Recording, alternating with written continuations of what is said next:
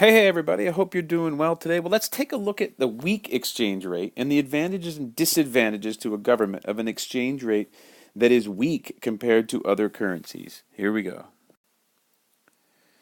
Okay, so in this example, I'm going to use the same example that I used in the previous video with the comparison of the United States dollar to the Chilean peso.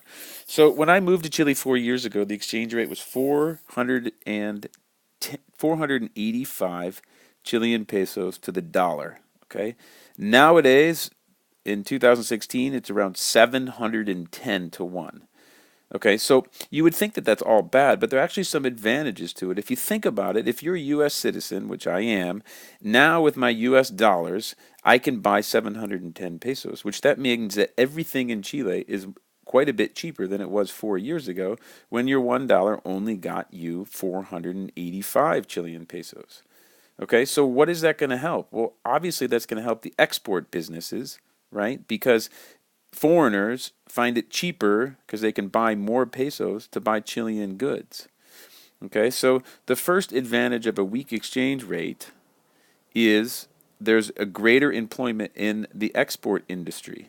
Why? Well, because more foreigners are buying Chilean goods. Right? If the value of the exchange rate is weak, then exports from that country will be relatively less expensive and so more competitive. Chile makes some excellent products, especially in the outdoor industry, and you can buy some great gear. Well, if you were used to buying North American made gear from Patagonia, North Face, I don't know, Merrell, Marmot, great.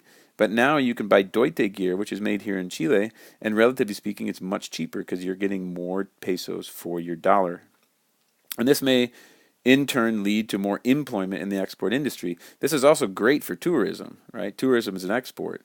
So if U.S. citizens come down and get 710 to 1 instead of 485, that's going to really drive up the demand for Chilean tourism. Okay. The other thing that an advantage of a weak exchange rate is there'll be greater employment in domestic industries.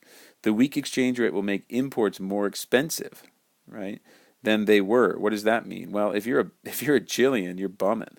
If you're earning pesos, now in order to buy anything that's imported from the United States, you got to take 710 pesos of your money to get a dollar instead of 485. So that's kind of a form of inflation in a way, right? What used to cost you 485 pesos 2 years ago now costs you 710 pesos only as a result of the fact that the relationship between the peso and the dollar has changed so dramatically. So a weak exchange rate will make imports more expensive than they were, which means that this will encourage domestic consumers to buy domestically produced goods instead of imports, and this may also lower unemployment. So think about it. If you're a Chilean and you used to buy that Patagonia or North Face gear or Marmot, Merrell, whatever, but now that's much more expensive, right? Because 710 pesos to 1 in order to buy the Patagonia jacket. Well, now, why don't you buy the Deutsche jacket? It's just as, I mean, it's not just as good. Let's be real. It's not just as good, but it's pretty good, right? And it's also a lot cheaper than what you would have to pay for something, anything placed or priced in dollars. Okay, so now let's take a look at the disadvantages of a weak exchange rate. So we got the same situation, right? Now we got 710 to 1 disadvantages. The number one thing is inflation, right? Inflation is going to really be a disadvantage of a weak exchange rate. You can see why, right? Because anything priced in dollars is going to cost more. So think about gasoline, which is priced in dollars, oil, which is priced in dollars, copper, which is priced in dollars. Most massive commodities in the world are priced in dollars, and now, 2 years ago it's 485, now it's 710. Then that means that there's, relatively speaking, there's inflation in the prices of goods in Chile because anything that was priced in dollars is now costing Chilenos 710 pesos instead of costing you 485. So a low value of the currency will make imported final goods and services, imported raw materials, and importing components more expensive. The raw materials and components are needed by firms and their cost of production will rise, possibly leading to higher prices in the economy.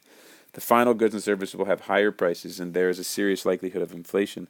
So think about, nice little thing to think about is like iPhones, iPads, MacBooks, right? If you're a Chileno and it was 485, those things are priced in dollars, right? And I don't know, it costs $1,200 for a MacBook or $600 for an iPad, whatever they are, depending on where you are. Okay, well now you got to take that $600 iPad and convert it to 710 in pesos as opposed to 485. So all of those finished goods are going to be much more expensive. Anything priced in dollars is going to be expensive, which means that's because they're all imported, right? So so many things are imported in an economy that when things are priced in dollars, so the main commodities in dollars, it's going to lead to price inflation on the domestic front. Okay, so I hope you found this video to be helpful. Those are the advantages and disadvantages of a weak exchange rate. And I look forward to talking to you in a bit.